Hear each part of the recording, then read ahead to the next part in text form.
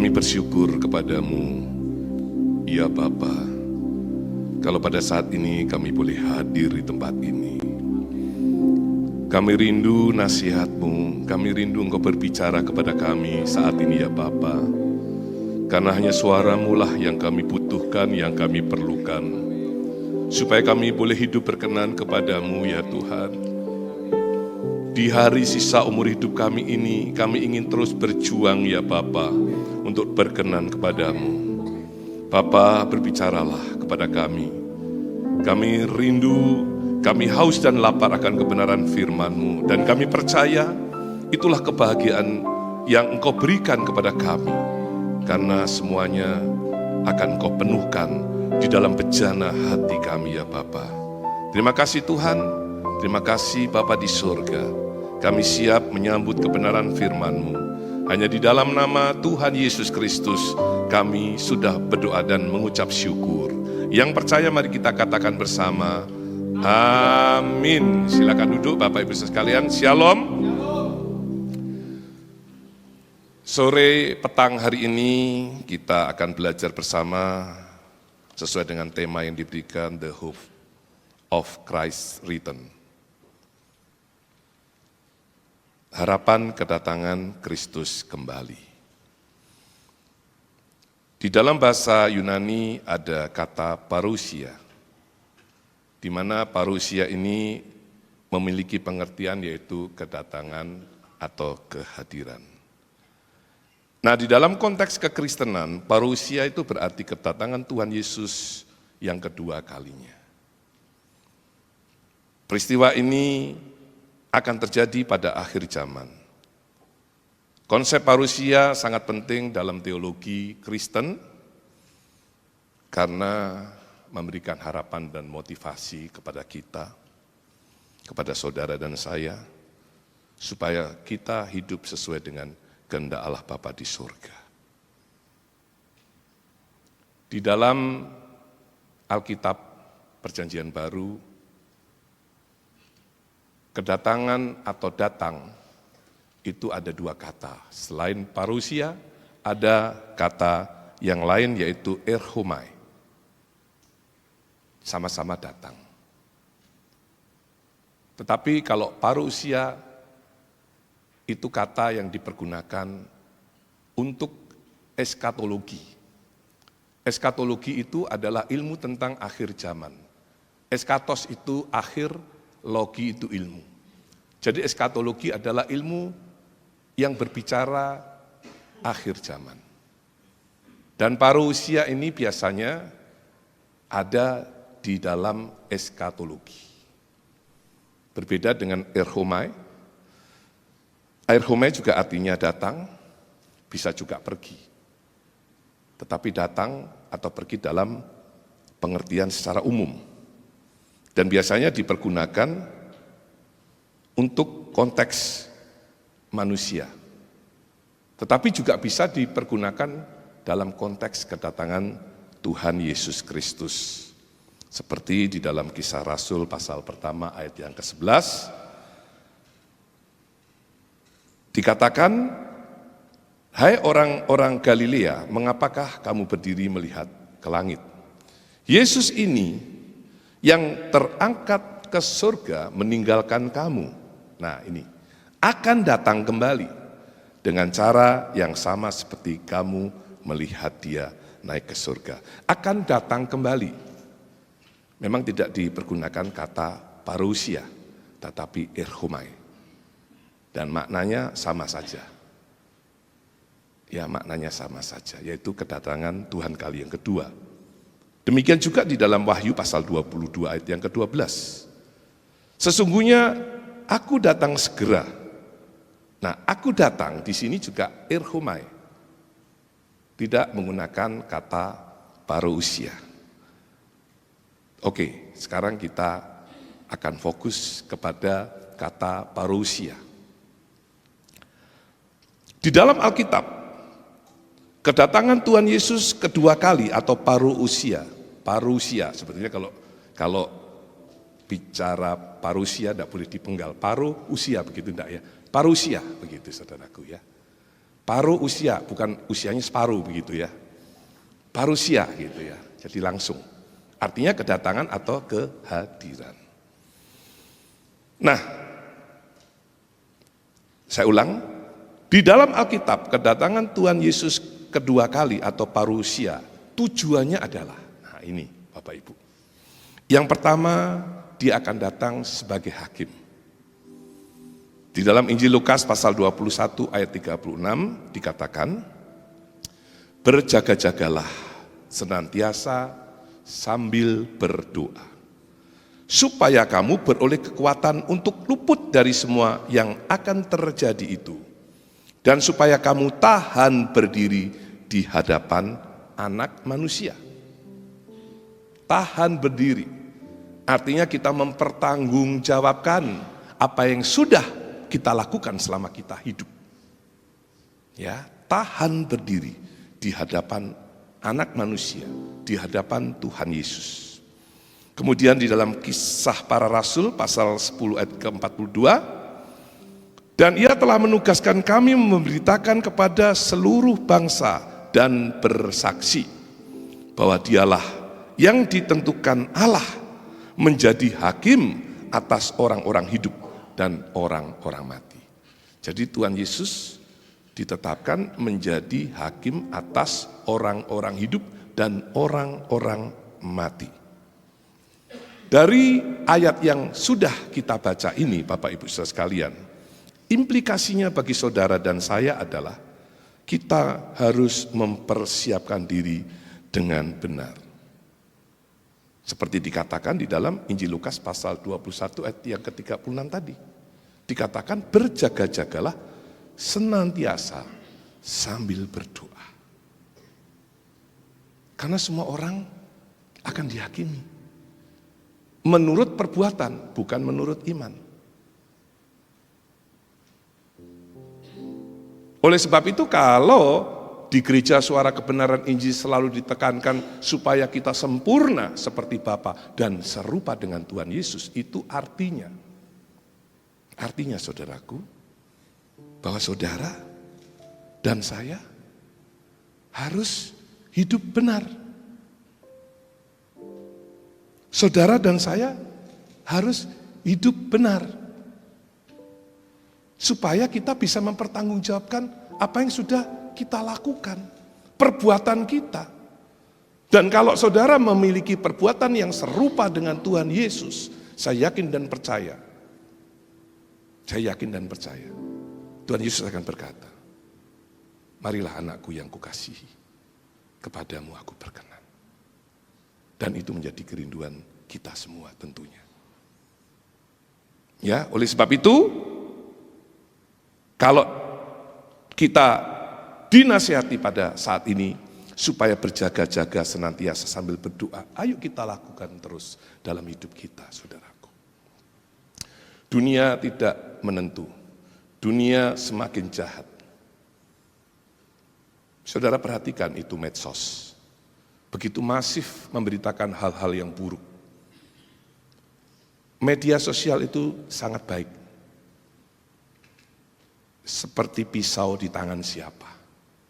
Kalau di tangan penjahat, maka pisau itu bisa untuk membunuh.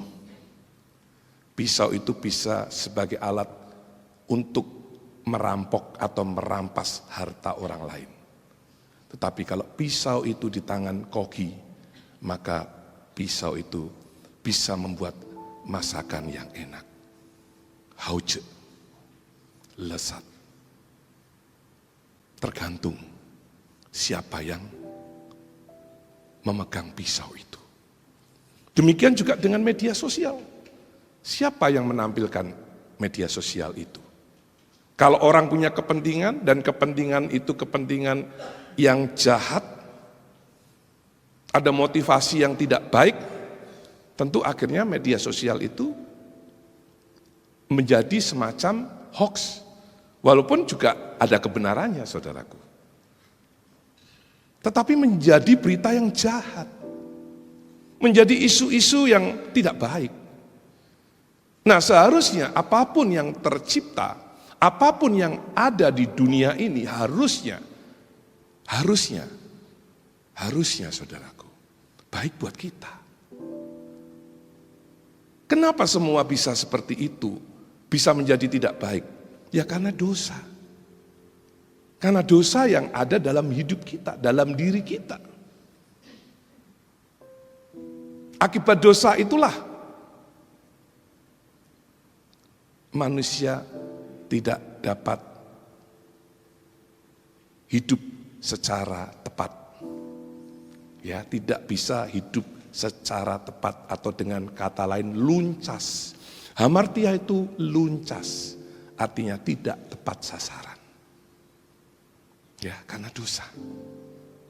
Nah, kembali lagi soal berjaga-jaga. Dunia semakin jahat, dunia semakin tidak menentu. Nah, senjata kita apa? Ya, kita harus selalu waspada, mempersiapkan diri dengan baik. Kita pakai seluruh tameng kebenaran dalam hidup kita. Senjata kebenaran dalam hidup kita. Itu berjaga-jaga, saudaraku. Iblis itu, kuasa gelap itu, seperti singa. Dia berjalan berkeliling, mengaum, mencari mangsa, mencari orang-orang yang bisa ditelannya. Nah, tentu kita tidak mau ditelan oleh kuasa gelap. Kita tidak mau hidup kita dikuasai oleh kuasa gelap. Oleh sebab itu, ya harus berjaga-jaga dan berdoa. Supaya nanti saudara dan saya tahan berdiri di hadapan anak manusia. Mempertanggungjawabkan semua yang sudah kita lakukan selama kita hidup. Siap. Nggak takut kita. Nggak gemetar, saudaraku. Kalau boleh jujur, kadang-kala saya bertanya kepada diri saya, apa kamu sudah siap mempertanggungjawabkan hidupmu di hadapan anak manusia? Saya bertanya, mempersoalkan hidup saya. Life is tragic and short. Hidup itu tragis dan singkat. Yakobus dikatakan hidupmu seperti uap yang sekejap akan lenyap. Kalau diibaratkan bunga yang mekar di pagi hari dan layu di sore hari, itu hidup kita. Itu realitas, saudaraku. Dan kita tidak tahu loh, kapan akhir dari hidup kita masing-masing. Tidak tahu.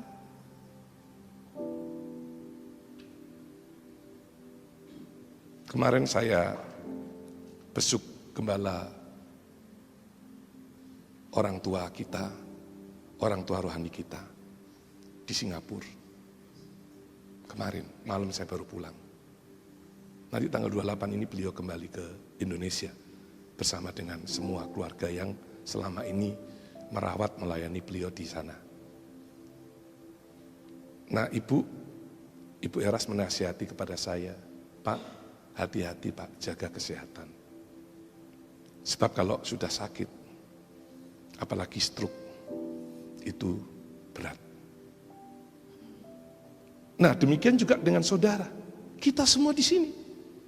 Menjaga kesehatan itu adalah tanggung jawab kita. Jangan kita tidak menjaga kesehatan, termasuk kesehatan rohani kita. Kita jaga, berjaga-jagalah itu kita menjaga kesehatan rohani kita. Supaya kita tidak sakit, saudaraku. Lebih baik, saudara, kita semua di sini mencegahnya. Ya, mencegah. Oleh sebab itu kita bersyukur kalau ada vitamin nutrisi jiwa yang membuat saudara dan saya kuat. Masalah hidup, persoalan hidup yang kita hadapi itu kan nutrisi jiwa kita. Kita berlatih di situ. Rohani kita berlatih di situ. Ya, supaya kita menjadi dewasa. Tua itu pasti, tapi menjadi dewasa itu pilihan. Bapak Ibu mau jadi dewasa atau tidak di tangan Bapak Ibu. Seperti menjaga kesehatan ini. Mau sehat atau tidak di tangan kita. bukan di tangan siapapun, bukan di tangan dokter, bukan di tangan perawat, bukan di tangan obat. Kadangkala ya saudaraku, saya sendiri minum obat saudaraku, yang rutin kolesterol dan darah tinggi. Kadangkala saya berpikir begini, kalau makan makanan yang bisa mengakibatkan kolesterol naik, saya tenang. Kenapa? Ada obatnya. Ini kan pembodohan sebetulnya. Ya, jeroan ya, itu kan waduh enak sekali jeroan itu ya. Usus, babat, waduh. Ya, itu kan enak apalagi ada santannya. Itu kolesterol, saudaraku. Tapi saya jadi tenang, kadang-kadang saya berpikir, ya Tuhan, harusnya tidak boleh demikian. Misalnya saudara punya asam urat atau asam urat saudara tinggi, juga harus dijaga. Bukan begini, ada obatnya. Nah ini kan kita disesatkan di situ, saudaraku. Pikiran kita disesatkan. Ya, jadi kalau kesehatan tubuh kita harus berjaga-jaga atau kita menjaga diri kita supaya tidak sakit. Demikian juga dengan rohani kita. Kita harus menjaga. Jadi kalau firman Tuhan mengatakan berjaga-jagalah dan berdoa, ya itu harus. Tidak boleh tidak. Harus kita lakukan. Nah ini berkaitan dengan kedatangan Tuhan Yesus kedua kali, yaitu sebagai hakim. Kemudian yang kedua, Tuhan Yesus menjemput saudara dan saya. Dikatakan di Yohanes pasal 14 ayat yang ketiga, dan apabila aku telah pergi ke situ, maksudnya ke rumah Bapa, dan telah menyediakan tempat bagimu, karena Tuhan Yesus mengatakan di rumah Bapakku banyak tempat tinggal, aku akan datang kembali. Dan membawa kamu ke tempatku, supaya di tempat di mana aku berada, kamu pun berada, saudaraku. Kedatangan Tuhan Yesus itu menjemput orang percaya. Sehingga saudara dan saya memiliki pengharapan. Pengharapan yang pasti. Yang tidak layu, yang tidak cemar, dikatakan di surat Petrus. Dan semuanya itu tersedia di surga bagi saudara dan saya. Tuhan Yesus menjemput kita. Kita memiliki pengharapan. Dan saudara harus ingat, ada kehidupan di balik kubur. Ya, ada kehidupan di balik kubur. Life beyond the grave. Ada kehidupan di balik kubur. Kalau saudara hidup, kalau saya ibaratkan ya, saudara hidup saat ini, itu seperti mimpi sebetulnya hidup kita. Karena tadi, bak uap sekejap yang akan lenyap. Seperti bunga mekar di pagi hari dan layu di sore hari. Seperti mimpi. Dan kehidupan di balik kubur atau kehidupan sesudah kematian, itulah hidup. Itulah saudara terbangun dari mimpi-mimpi yang sudah kita lewati selama ini. Hati-hati saudaraku. Dan buatlah mimpimu indah. Bagaimana caranya? Mimpilah bersama dengan Tuhan. Sebab kalau kita berjalan bersama dengan Tuhan, itu mimpi yang indah. Mimpi yang indah. Dan itu yang dikehendaki oleh Allah Bapa di surga, Bapak Ibu sekalian. Jadi, yang kedua, menjemput orang percaya. Kedatangan Tuhan Yesus ke dunia kali yang kedua menjadi hakim dan menjemput orang percaya, saudara dan saya. Dan kemudian yang ketiga, yaitu akhir daripada dunia. The end of the world. Akhir zaman ini. Dan kalau sudah berakhir, saudaraku, zaman sudah berakhir. Kita tidak memiliki lagi kesempatan. Sebetulnya kalau kita bicara the end of the world atau kiamat.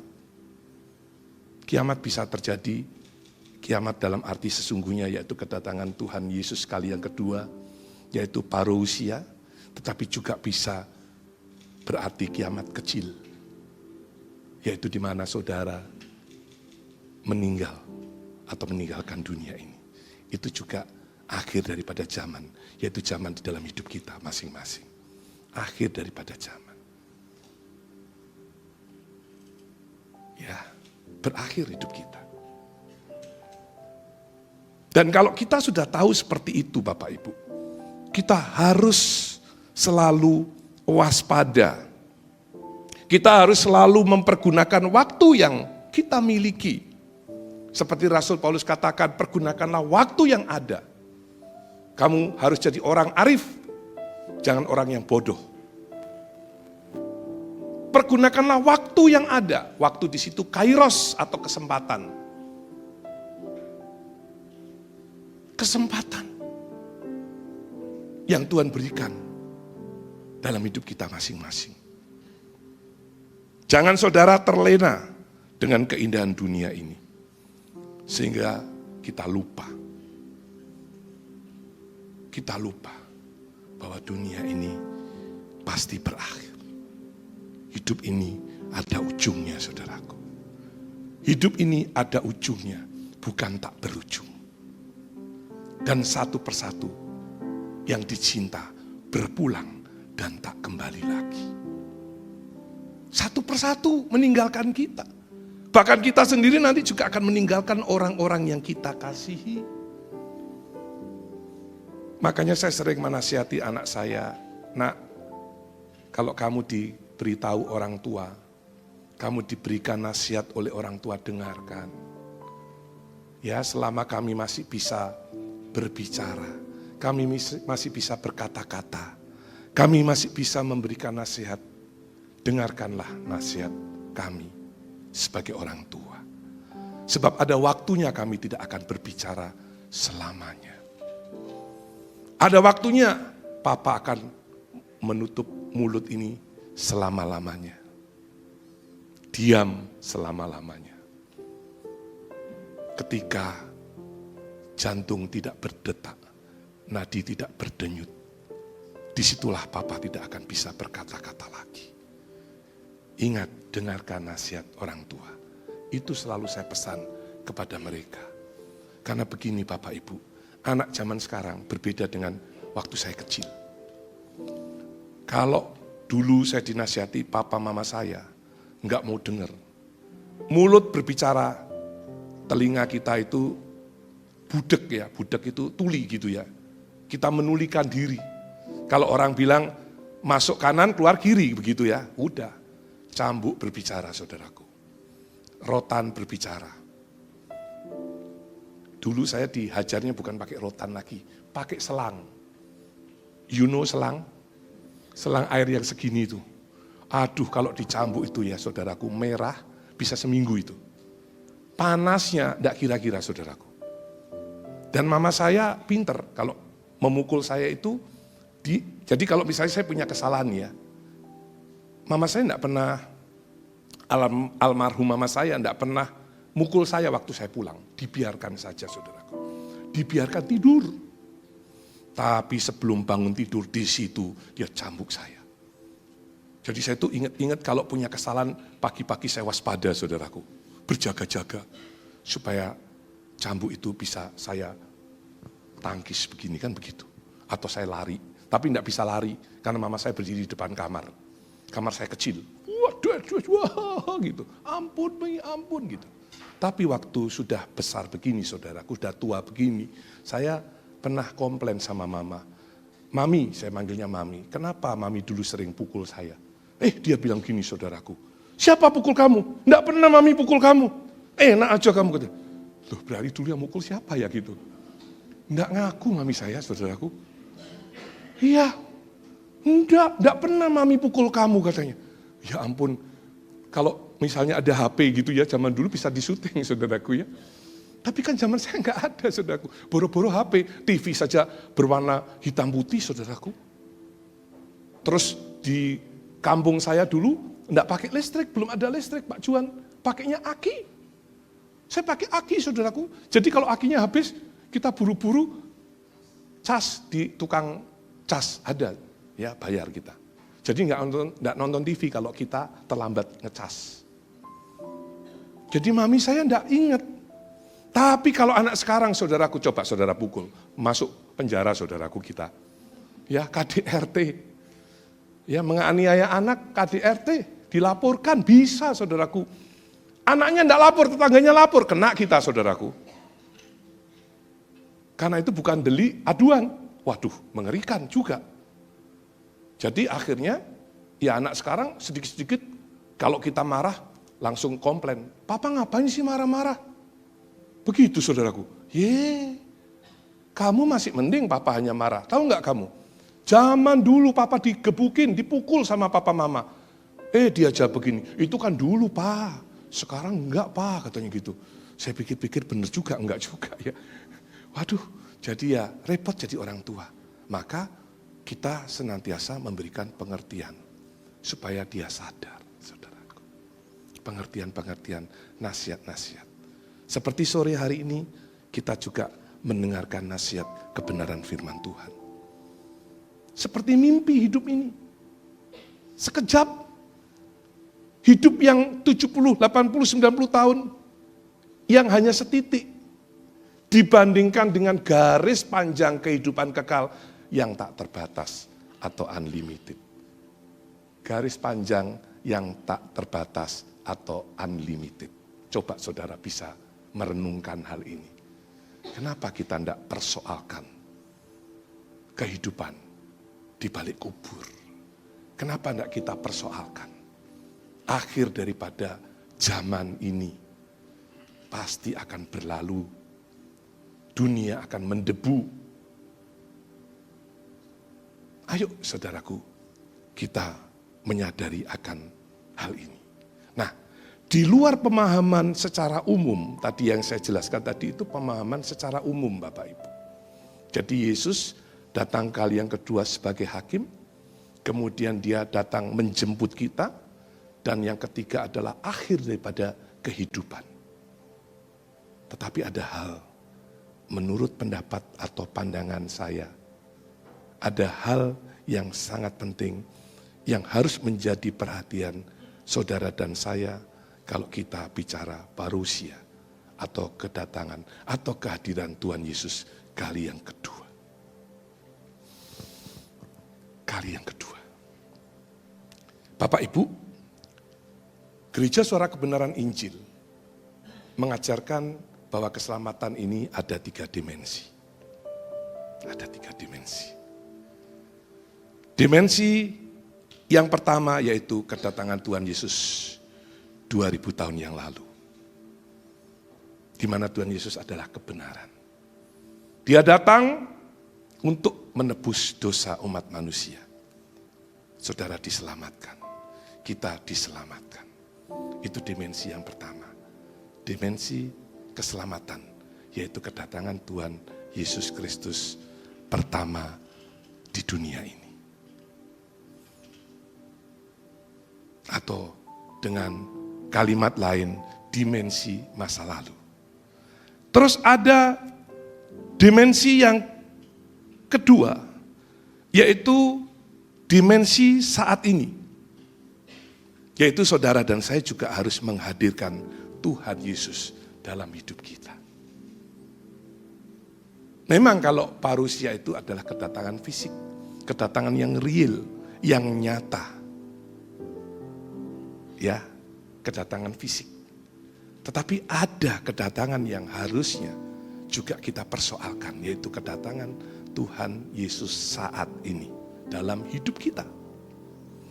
Dan kemudian yang ketiga, kedatangan Tuhan Yesus kedua nanti. Ini yang ketiga sebenarnya, bukan kedua, nanti. Kedua dalam arti ya kedatangan secara fisik. Ini dimensi yang ketiga Bapak Ibu. Di mana saudara dan saya yang sudah beroleh keselamatan ini akan dipermuliakan bersama dengan Dia dalam kerajaan surga. Atau dimensi yang akan datang. Itu dimensi keselamatan. Ada dimensi masa lalu, dimensi saat ini, dan dimensi akan datang. Nah saat ini, dimensi ini tercatat di dalam Filipi pasal yang kedua. Kerjakanlah keselamatanmu dengan takut dan gentar. Itu dimensi saat ini. Sebetulnya dimensi ini pernah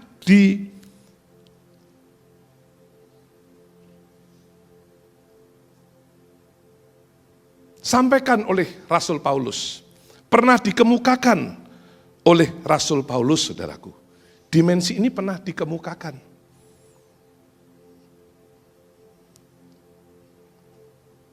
Yaitu di dalam Kisah Rasul pasal 24 ayat yang ke-25.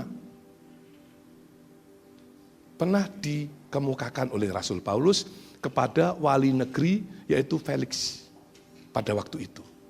Rasul Paulus katakan demikian. Tetapi ketika Paulus berbicara tentang kebenaran. Nah, tentang kebenaran ini adalah dimensi masa lalu. Kebenaran, Yesus adalah kebenaran. Dia datang menjadi juru selamat. Kemudian penguasaan diri. Nah, penguasaan diri itu berbicara sekarang, saat ini. Kemudian dan penghakiman yang akan datang. Kemudian dikatakan Felix menjadi takut dan berkata, cukuplah dahulu dan pergilah sekarang. Dia takut. Ini dimensi kekekalan. Dan menurut saya, sesuai dengan tema kita pada saat ini, di mana saudara dan saya memiliki harapan akan kedatangan Kristus kembali. Oke, kalau kita keburu nanti sampai akhir zaman, parusia yang sesungguhnya, the end of the world yang sesungguhnya, kiamat besar. Tetapi kalau tidak, saudaraku, kita mengalami kiamat kecil, di mana kita, saudara dan saya, juga meninggal. Kita juga mati. Ini akhir daripada zaman kita masing-masing. Akhir daripada hidup kita, the end of the world, bagi diri kita masing-masing. Nah, oleh sebab itu, betapa pentingnya saudara dan saya mempersoalkan saat ini. Kedatangan Tuhan saat ini, itu sangat-sangat penting. Yang tadi dikatakan oleh Rasul Paulus, penguasaan diri. Penguasaan diri.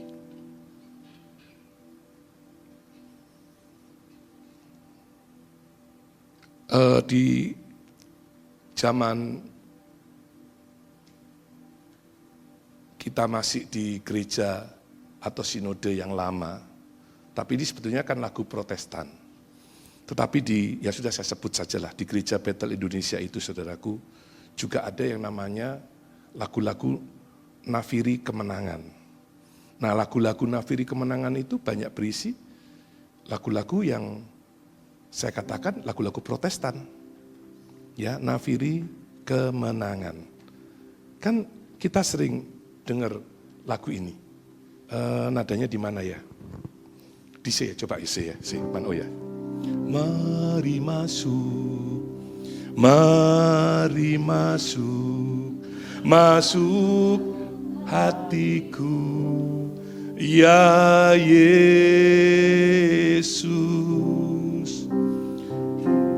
Mari masuk,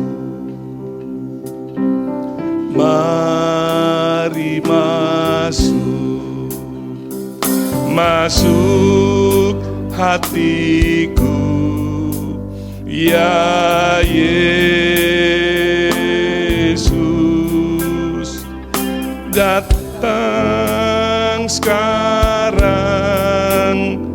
datang tinggal dalam hatiku, ya Yesus. Ini dimensi sekarang, saudaraku. Ini mengundang Tuhan Yesus masuk dalam hidup kita. Ini dimensi sekarang. Ini juga kedatangan Tuhan Yesus. Ini juga kedatangan Tuhan Yesus Kali yang kedua, memang bukan dalam bentuk fisik. Tetapi kita juga harus mengundang Yesus masuk dalam hidup kita. Supaya saudara dan saya serupa dengan dia. Seperti Rasul Paulus katakan, hidupku bukannya aku lagi, melainkan Kristus yang ada di dalam aku. Itu artinya ada Yesus di dalam hidup Paulus. Demikian juga saudara dan saya. Harus saudaraku. Kalau Tuhan Yesus juga mengajarkan doa Bapa kami, datanglah kerajaanmu. Datanglah kerajaanmu itu artinya menghadirkan kerajaan Allah dalam hidup kita. Dan kalau kerajaan Allah hadir dalam hidup kita, kita tahu kerajaan Allah saat ini rajanya siapa? Tuhan Yesus. Jadi kalau kita menghadirkan kerajaan Allah dalam diri kita, dalam hidup kita, artinya kita dipimpin oleh Raja yang mulia. Raja yang kekal, yaitu Tuhan Yesus Kristus. Yang menjadi Raja bukan diri kita. Kita tidak lagi suka-suka sendiri, saudaraku. Datanglah kerajaanmu. Kita menjadikan Yesus sebagai Raja dalam hidup kita. Dan ini bagian daripada mengerjakan keselamatan itu dengan takut dan gentar. Karena kita tidak main-main lagi atas hidup ini, saudaraku. Kita tidak main-main lagi. Kita all out dalam hidup ini. Kita serius dalam hidup ini. Ngeri saudaraku, kalau kita tidak waspada, tidak berjaga-jaga, tidak serius, ngeri saudaraku. Ngeri, percayalah saudaraku, ngeri. Ngeri. Kalau kita diberikan kesempatan seperti saat ini, saudara dalam keadaan baik, sehat, bisa hadir di tempat ini. Kemudian diingatkan oleh kebenaran firman Tuhan. Itu berarti Tuhan sayang kita. Saya punya anak-anak banyak di rumah, anak-anak STT. Tahun lalu hampir 20 anak. Tetapi yang sudah lulus ya mereka pergi melayani. Kemudian mereka yang PPL kembali pulang ke kampus. Sekarang tinggal 8 anak. Kadang-kala saya kesel sama mereka. Anak cewek saudaraku. Kenapa ya saya nggak tahu. Saya itu mohon maaf ya bapak-bapak ya. Saya nggak terlalu suka sama anak cowok. Karena saya dulu tuh bandel saudaraku. Jadi waktu punya anak saya berdoa Tuhan saya nggak mau anak cowok. Saya nggak mau bandel seperti saya. Saya dulu bohong terus sama mama saya saudaraku. Kasihan. Sering saya bohongin. Sering saya bohongin mama saya. Aduh, nggak patut dia diceritakan saudaraku ya. Itu masa lalu, udah lupakan saja. Jadi peristiwa itu, peristiwa waktu saya masih muda itu melekat dalam benak saya, dalam pikiran saya. Jadi saya tidak mau anak cowok. Saya senangnya anak cewek. Puji Tuhan, 2 anak saya, yang pertama perempuan, yang kedua wanita, saudaraku. Ya sama-sama cewek. Dan di rumah 20 anak cewek semua. Akhirnya saya yang tertampan di rumah. Yang ada saingan saudaraku. Nah, rupanya kalau anak cowok tadi saya berpikir sulit untuk dinasihati. Ternyata anak cewek juga sama. Sami mawon bahasa Inggrisnya. Bahasa Prancis. Sami mawon, podo bae. Ya. Nah, kadang-kala kalau sudah kesel, saya tidak mau ngomong Pak Juan. Tidak mau ngomong. Nah, jangan sampai Tuhan tidak mau ngomong sama kita karena kesel sama kita, saudaraku. Tuhan tidak mau berbicara lagi, memberikan nasihat kepada kita karena sudah mohat sama kita. Tapi Pak, Tuhan itu kan panjang sabar. Yes, panjang sabar. Bukan maha sabar, saudaraku. Kalau maha itu tak terbatas. Tapi kalau panjang itu ada ujungnya. Kok jadi marah-marah saya? Ya, panjang sabar. Jangan sampai Tuhan tidak mau lagi menasihati kita. Karena apa? Karena kekerasan hati kita. Seperti bangsa Israel yang tegar tengkuk. Berapa kali Tuhan menjatuhkan hukuman kepada mereka. Berapa kali saudaraku berkali-kali, nggak terhitung. Coba saudara perhatikan, sudah ditolong oleh Tuhan. Waktu terdesak, di depan ada laut Tebrau, laut Kolsom, kanan kiri tebing. Kalau saudara ke Israel itu, laut Tebrau atau laut Kolsom itu, kanan kirinya ada tebing. Di mana tempat Musa dan orang-orang Israel pada waktu itu menyeberang. Kan berarti terdesak. Tidak ada jalan kan? Akhirnya Tuhan tolong, laut terbelah. Tapi sebelum itu pun mereka sudah marah-marah, bersungut-sungut. Hai Musa, apakah di Mesir tidak ada kuburan buat kami? Jadi kami harus mati di sini Musa. Mikir Musa, di sana itu banyak kuburan. Kamu itu menyusahkan kami. Nah, marah-marah saudaraku. Padahal kesempatan mereka melalui Musa, Tuhan berikan berkat yang luar biasa, di mana mereka bisa keluar dari Mesir, di mana mereka di Mesir selama 450 tahun. Tapi bisa keluar. Kita dijajah, ya walaupun ada berita terbaru, salah 350 tahun, salah katanya. Tapi kita dijajah 350 tahun aja, bangsa kita jadi bangsa yang, mohon maaf saudaraku, bodoh kan. Apalagi mereka ditawan di Mesir. Coba saudaraku, apa bodohnya enggak kuadrat saudaraku. Tapi ketika pertolongan Tuhan nyata, mereka berhasil keluar, tetapi di depan ada terhalang oleh laut Tebrau. Mereka bersungut-sungut, mereka marah. Nah sudah akhirnya Tuhan buktikan dengan mukjizat, yaitu laut terbelah. Mereka bisa jalan melalui jalan laut yang terbelah itu. Dan mereka selamat sampai di seberang.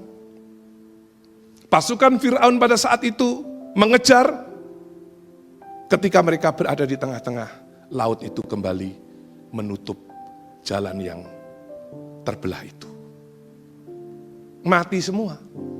Mereka melihat mukjizat itu saudaraku. Dengan mata kepala sendiri mereka melihat. Dan jejaknya itu masih ada sampai sekarang. Di mana ada kereta-kereta yang ditemukan di bawah laut itu saudaraku. Berarti itu kejadian yang real. Itu sejarah yang terjadi. Mereka masih komplain, bersungut-sungut, masih marah saudaraku. Coba. Bukankah kita juga sering demikian?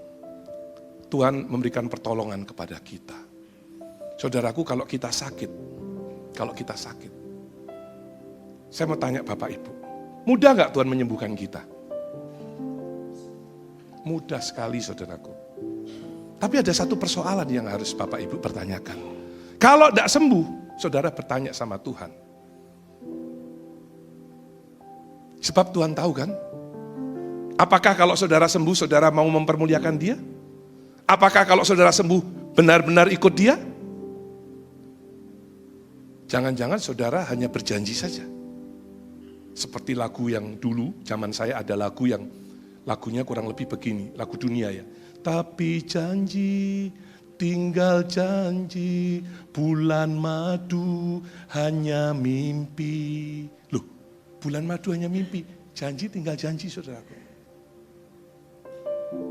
Kau janjikan apa? Berbulan madu ke ujung dunia. Kan begitu lagunya. Kau janjikan sepatu dari kulit rusa.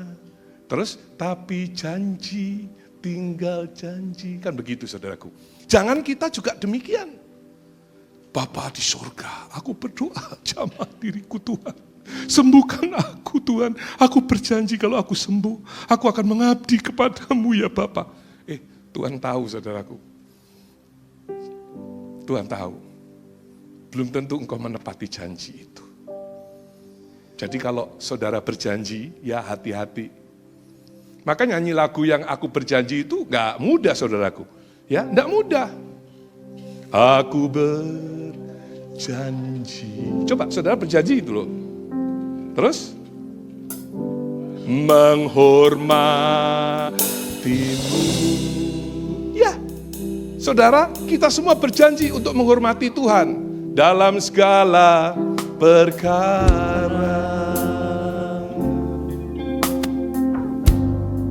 Di matamu tak bercela. Berjanji kepada Tuhan dalam segala perkara, kita hidup tak bercela. Aku berjanji. Saudara berjanji loh. Jangan hanya ini loh saudaraku. Menghormatimu.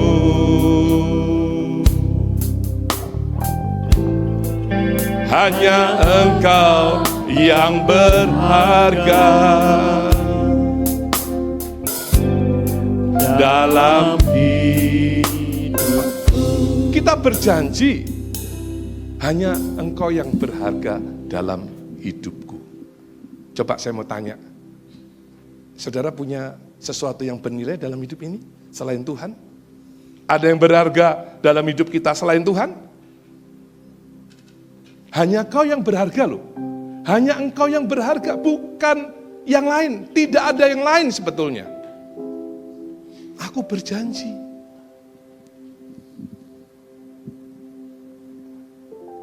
Makanya hati-hati saudaraku.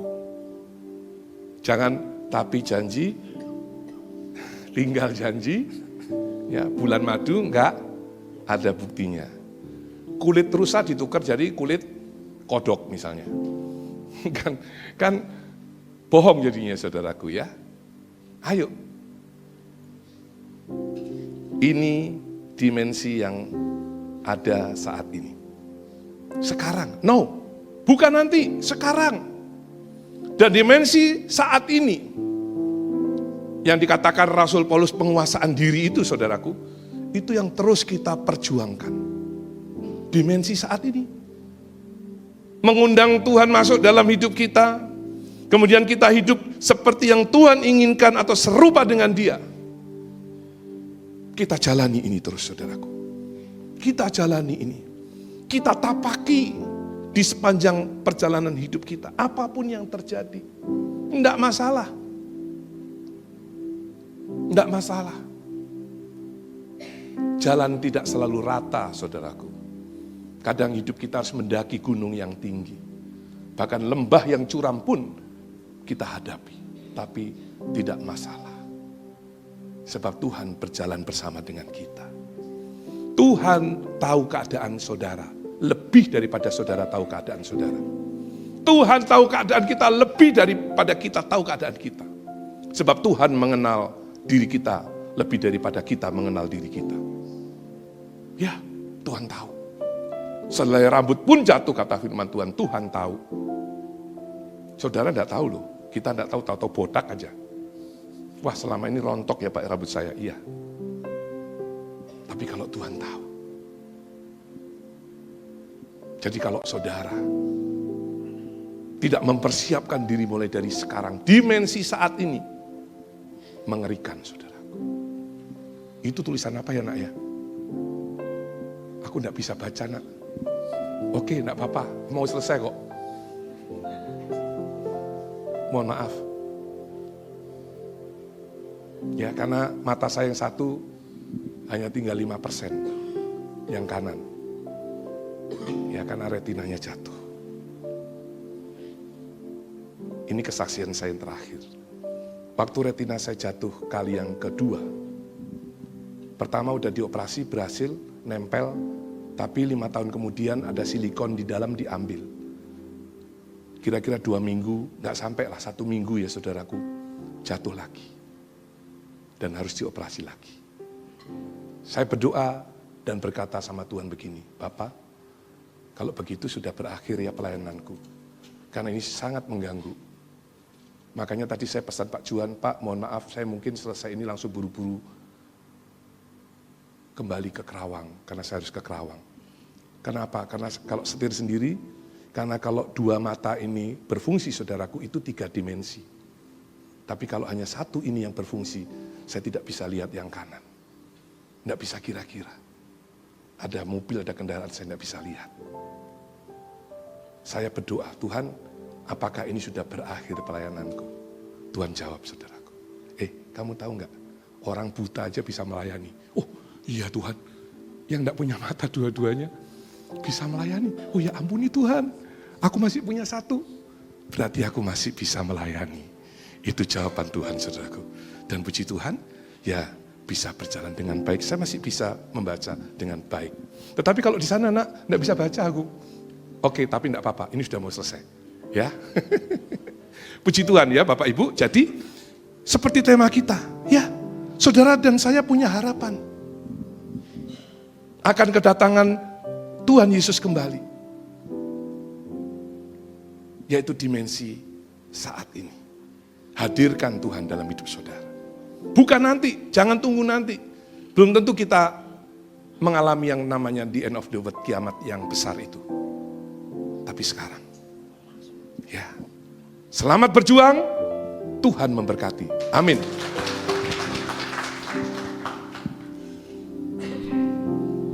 Aku berjanji, amin. Ini janji kami Tuhan, menghormatimu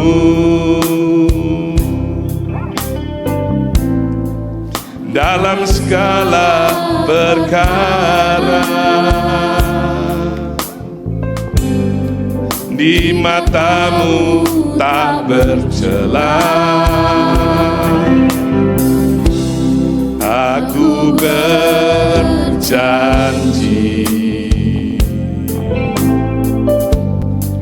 menghormatimu, hanya Engkau yang berharga dalam hidupku. Aku berjanji ya Bapa, aku berjanji, amin. Aku berjanji Tuhan, menghormatimu dalam segala perkara, di matamu tak bercela. Aku berjanji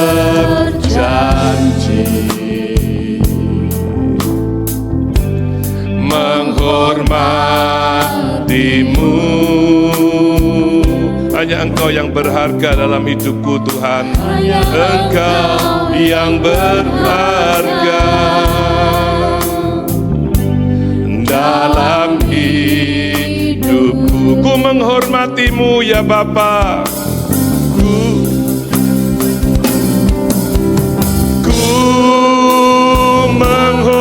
Menghormatimu Bapa Yahweh yang di surga,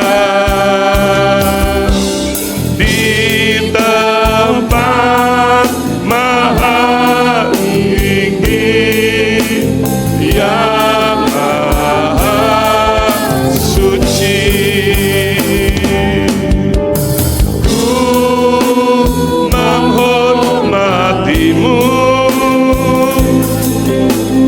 Bapa Yahweh yang ku cinta, selamanya Kau ku sembah, ku puji dan ku puja. Ku menghormatimu ya Bapa, ku menghormatimu.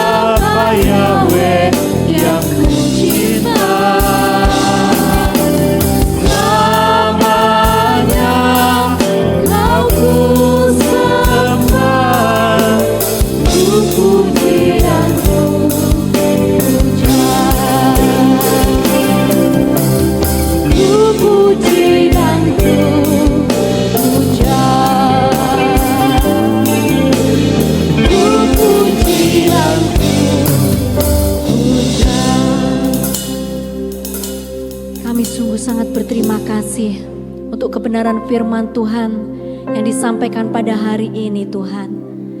Yang mengingatkan kami betapa Engkau mengasihi kami, untuk kami terus tinggal di dalam Engkau. Dan biarlah firman Tuhan pada hari ini memberikan kekuatan kepada kami, untuk kami terus menghormati Tuhan. Tidak hanya dari mulut kami, tetapi melalui tindakan kami, perbuatan kami, untuk kami terus tinggal di dalam hadirat-Mu ya Tuhan. Berkati hamba-Mu yang telah menyampaikan kebenaran firman-Mu. Pakai lebih lagi dengan pengurapan dari tempat yang maha tinggi. Tuhan sertai, Tuhan jagai, Tuhan lindungi. Terima kasih Tuhan, berkati kami semua yang telah mendengarkan kebenaran firman-Mu ini. Di dalam nama Tuhan Yesus kami berdoa. Amin.